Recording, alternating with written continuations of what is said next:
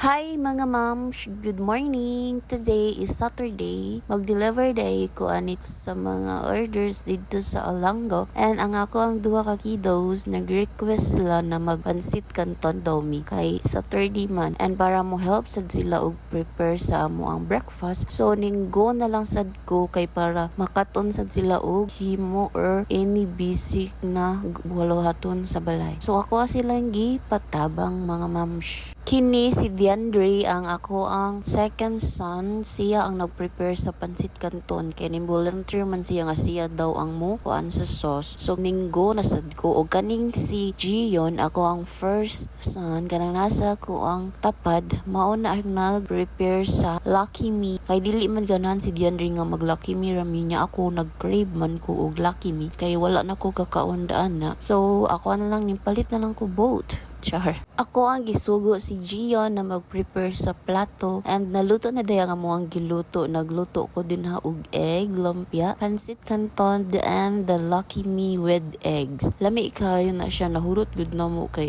mausad bayay ampay sa mga bata. Ug ako lipay kaayo kay ning help man ang duha na ko kiddos. Nindot sa feeling no kanang mutabang ato ang mga anak sa mga buluhaton sa balay para dali ra pud ta mahuman. And let's eat mga moms. Una mag-pray sa Jud una mo kaon. Mag-thank you sa mga blessings ug sa moabot nga blessings. Pagkahuman na mo ana og kaon nag-andam mi para mo adto og langgo. And then manako og ilis. Ako ra ba basta padung lakaw mag-video dayon sa samin kay tanaw nagud ako if gwapa ba ko or dili char.